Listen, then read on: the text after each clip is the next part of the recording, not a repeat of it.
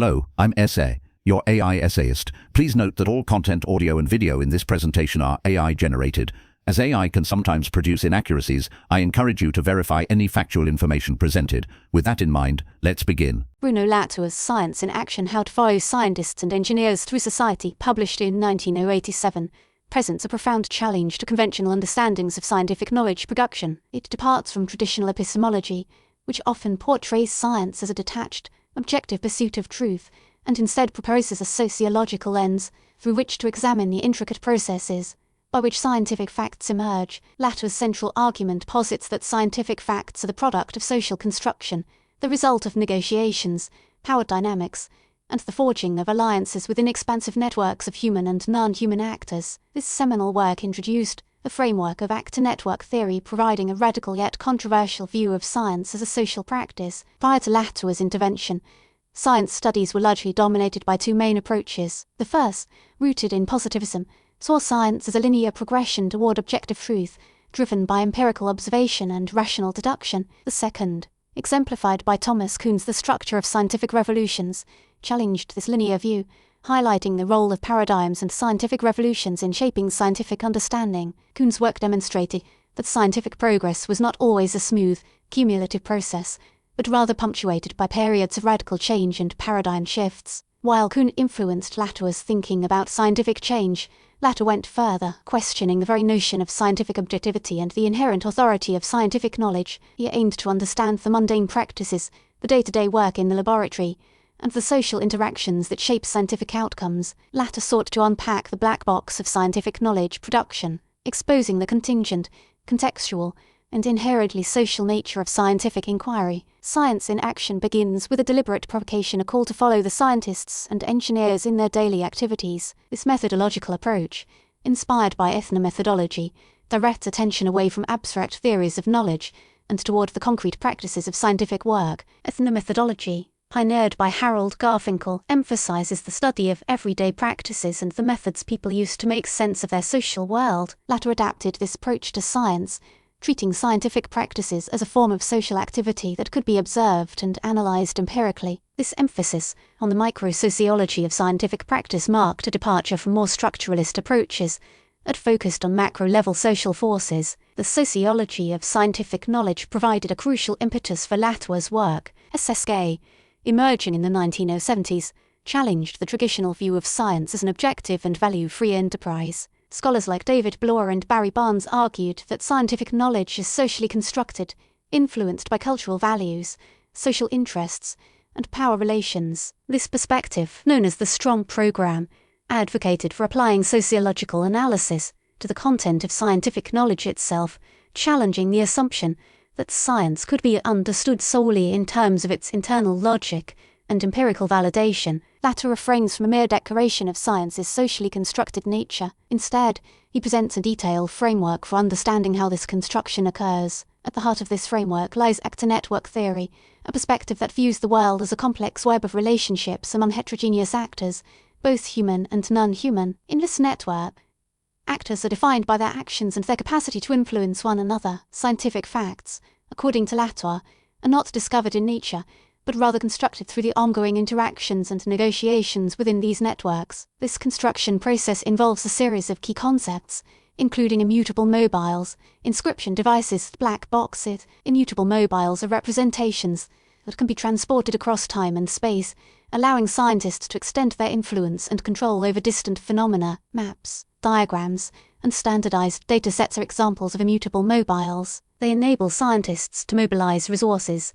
coordinate activities, and build consensus around their findings. For instance, a meticulously crafted graph depicting the relationship between carbon dioxide levels and global temperature can be circulated among researchers, policymakers, and the public, shaping perceptions of climate change and informing policy decisions. Inscription devices are instruments or techniques that transform complex phenomena into simplified, manageable representations. These devices, which can range from laboratory equipment to statistical software, allow scientists to capture, analyze, and manipulate data, producing visual or textual inscriptions that serve as evidence for their claims. A microscope, for example, transforms the invisible world of microorganisms into a visible image, allowing scientists to observe and study bacteria, viruses, and other microscopic entities. Similarly, statistical software can transform raw data into graphs and charts, revealing patterns and trends that would otherwise remain black boxes. Refer to technologies or concepts that have become so standardized and widely accepted that their internal workings are no longer questioned. Once scientific fact or technological artifact becomes a black box,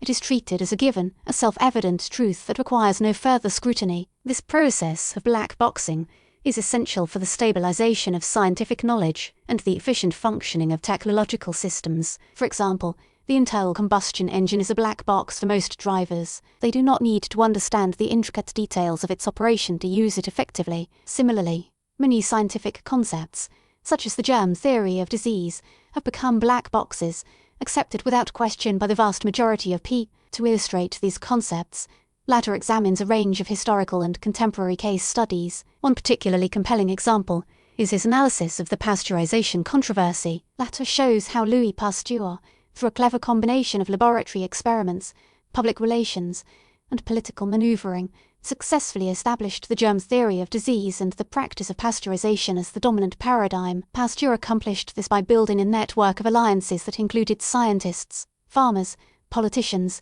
and the general public. He convinced them that germs were the cause of disease and that pasteurization was the solution. In the process, he transformed the way people understood and dealt with disease, revolutionizing public health and laying the foundation for modern medicine. Through meticulous experiments, Pasteur demonstrated that heating liquids such as milk and wine could eliminate harmful microorganisms, preventing spoilage and disease. He then mobilized these findings into a powerful social force, lobbying for the adoption of pasteurization in hospitals, factories, and households. His success was not solely due to the scientific validity of his claims, also to his ability to enroll other actors into his network, forging alliances and overcoming resistance from skeptics and compare. Science in Action provided a radical and innovative framework for understanding science as a fundamentally social and political endeavor. It challenged the traditional view of science as an objective, value-free pursuit of truth. While Latour's work has been highly influential, it has also faced criticisms, particularly regarding its relativist implications. Some critics argue that Latour's emphasis on social construction undermines the authority of science and opens the door to skepticism and denialism. They fear that by portraying scientific facts as the product of social negotiations, Latour diminishes their objective validity and makes them vulnerable to political manipulation. These debates about scientific authority, expertise, and the role of science in public policy remain salient today, particularly in the context of climate change, pandemics, and other pressing global challenges. Latour's work continues to provoke critical reflection on the nature of scientific knowledge and its role in shaping our world. Bruno Latour's Science in Action: How to Follow Scientists and Engineers Through Society, published in 1987, presented a profound challenge to conventional understandings of scientific practice. Its central innovation lay in its articulation and application of act-or-network theory, or ANT, a methodological and theoretical framework that analyzes science as a fundamentally social and relational endeavor, eschewing the traditional depiction of science as the objective discovery of pre-existing truths. Latour proposed that scientific facts are actively constructed through networks of human and non-human actors, each wielding agency in shaping the final outcome. This perspective, while influential, ignited substantial debate and reconfigured the landscape of science and technology studies. At the heart of Science in Action lies Latour's thesis that scientific knowledge emerges from processes of translation. Translation, in this context, describes the dynamic interplay between actors as they negotiate, persuade, and align their interests to establish a shared understanding. This process involves several key stages, including problematization, where actors define a problem and attempt to position themselves as central to its resolution; interestment, where actors attempt to convince others to accept their definition of the problem and their proposed solution; enrollment, where actors successfully recruit and align other actors to their cause, forming a stable network; and mobilization, where actors mobilize resources and evidence to support their claims and solidify their position. Latour argues that successful scientific claims gain traction, not because they accurately reflect an external reality, but because they are embedded in robust and durable networks of aligned actors. He illustrates this point through detailed ethnographic studies of scientific laboratories, tracing the intricate webs of relationships that underpin scientific knowledge production. One particularly compelling example highlighted in Science in Action involves the study of scallops and their nervous systems conducted by marine biologists. Latour meticulously dissects how scientists, scallops, laboratory equipment, and scientific publications are interwoven to construct a seemingly objective fact about scallop neurobiology. He meticulously details how the scientist's claims about the scallop nervous system are not simply discovered but are actively constructed through a network of aligned actors. These actors include the scallops themselves, which respond to experimental stimuli in predictable ways, the scientific instruments employed to measure and record those responses, the mathematical models used to analyze the data, and the scientific publications that disseminate the findings to a wider audience. Each element plays a crucial role in stabilizing the scientific claim and embedding it within a broader network of scientific knowledge, a central methodological tenet of Latour's approach, and a key contribution of science in action is his emphasis on following the scientists. This involved adopting an ethnographic stance, immersing oneself in the day-to-day practices of scientific work to observe, document, and analyze the intricate processes of knowledge construction. This methodology, drawing heavily on the insights of anthropology and sociology, encourages researchers to treat scientific claims not as self-evident truths but as contingent outcomes of complex social interactions. Latour's ethnographic methods involve intensive interviews with scientists, meticulous observation of laboratory practices, and detailed analysis of scientific documents, including grant proposals, research papers, and laboratory notebooks. By scrutinizing these materials, Latour reveals the situated and negotiated character of scientific work, challenging the traditional view of science as a purely objective and rational pursuit. Science in action emphasizes the role of what Latour terms inscription devices in the construction and mobilization of scientific knowledge. Inscription devices, such as graphs, charts, diagrams, and laboratory instruments, serve to transform complex phenomena into standardized and transportable representations. These representations, often stripped of their original context, can then be circulated and manipulated within scientific networks, facilitating the accumulation and consolidation of scientific knowledge. Latour argues that these inscription devices are powerful tools for shaping scientific understanding, as they allow scientists to translate complex phenomena into simplified and manageable forms. Through his analysis, Latour challenges the long-held notion of science as an objective and value-free pursuit of truth. He insists that scientific facts are always contingent, shaped by the specific social, political, and economic contexts in which they are produced. This perspective, while unsettling to some, opens up new avenues for understanding the complex interplay between science, technology, and society. He contends that scientific claims are not inherently true or false, but rather gain their authority through the successful alignment of actors within a network. Latour's work destabilized traditional positivist accounts, treated scientific knowledge as a direct reflection of an external reality. The development of actor network theory owes a significant debt to the collaborative work of Mitchell Callan and John Law, whose insights profoundly shaped Latour's thinking. Their joint research projects, particularly in the field of science and technology studies, provided crucial empirical grounding for the theoretical framework of ANT. Their work influenced Latour. Together, the three of these researchers created a radical and innovative framework for understanding science as a fundamentally social and political endeavor. It challenged the traditional view of science as an objective, value-free pursuit of truth. This approach challenged conventional wisdom and opened up new avenues for understanding the dynamics of scientific knowledge production. The impact of Latour's methodology is demonstrable in its widespread adoption across diverse academic disciplines. Researchers in sociology, anthropology, management studies, and beyond have embraced ANT as a valuable tool for analyzing the complex interactions that shape organizational structures, technological innovations, and social phenomena. The concept of immutable mobiles, referring to standardized technologies that can be readily transported and replicated across different contexts, has proven particularly influential in analyzing the globalization of technology and the formation of global networks. While science in action has undeniably exerted a transformative influence on the study of science and technology, it has faced opposition. The radical implications of Latour's position, particularly its perceived relativism, have raised concerns among those who view science as a privileged source of objective truth. Some critics express apprehension that Latour's emphasis on social construction undermines the authority of science and opens the door to skepticism and denialism. These debates about scientific authority, expertise, and the role of science in public policy remain salient today, particularly in the context of climate change, pandemics, and other pressing global challenges. Latour's work continues to provoke critical, reflection on the nature of scientific knowledge and its role in shaping our world. Latour's Science in Action faced significant criticisms, particularly concerning what some perceived as its relativist stance. Detractors argued that the book implied all knowledge claims, including scientific ones, as socially constructed, and that this undermined science's claim to objective truth. This perspective was particularly unwelcome during the science wars of the 1990s,